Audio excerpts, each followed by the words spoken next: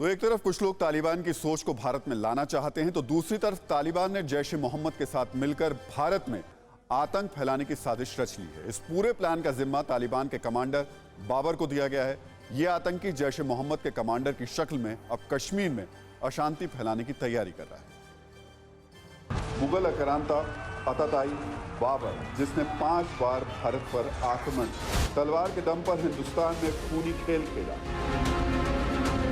जिसने हजारों लोगों की लाश पर मुगल साम्राज्य की नींव रखी, उस बाबर के जुल्म की नई कहानी दोहराने के लिए करीब 500 साल बाद तालिबानी सोच वाला बाबर एक बार फिर हिंदुस्तान पर हमले की तैयारी कर रहा है,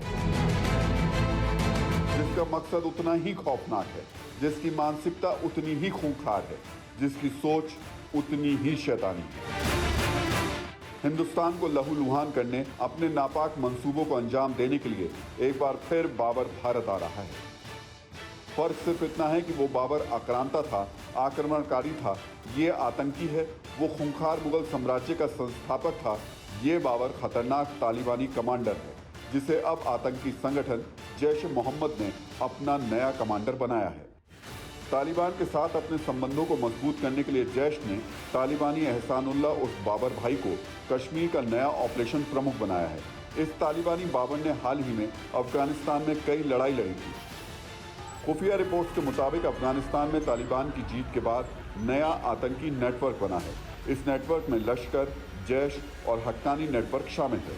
तालिबान ने मसूद अजहर और मोहम्मद इब्राहिम अजहर को अफगान ऑपरेशन तालमेल का मुखिया बनाया है। जैश ए मोहम्मद अपने प्रशिक्षित लड़ाकों के जरिए तालिबान के दूसरे नए कैडर को ट्रेनिंग देगा।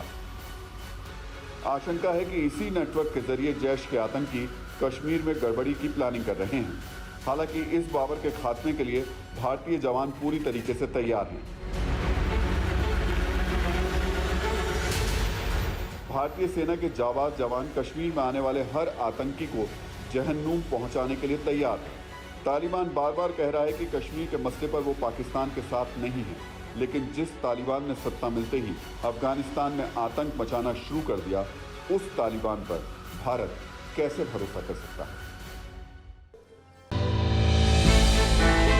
हमने की गलती फिर एक बार, कोरोना ने किया दोबारा प्रहार। मास्क, 2 गज दूरी, करें अपनी सुरक्षा खुद।